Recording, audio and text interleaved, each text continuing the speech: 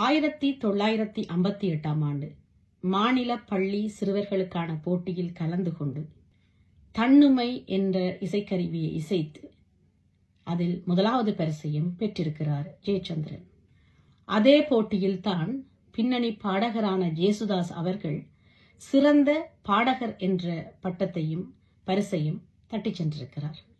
இப்படியாக இருந்த ஜெயச்சந்திரன் அவர்கள் விலங்கியலில் இளமானி பட்டத்தை முடித்துக்கொண்டு 1965 ஆண்டு தமிழ்நாட்டுக்கு வருகிறார்.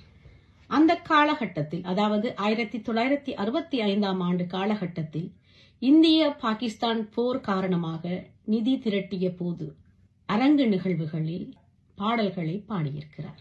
அந்த நிகழ்வுக்கு வந்திருந்த தயாரிப்பாளரும் இயக்குனரும் முதலாக ஜெயச்சந்திரன் அவர்களை அவரின் குரலின் ஈர்ப்பால் தங்களுடைய படமான குஞ்சாலி மரக்கார் என்ற திரைப்படத்தில் முதலில் பாட வைத்திருக்கிறார்கள். அப்படத்தில் பாடிய போது அந்த படம் வெளிவர முதலே இன்னொரு படத்தில் பாடி அவருடைய படம் வெளியாகியது. 1972 ஆண்டு இன்னொரு படத்தில் பாடியும் இருக்கிறார்.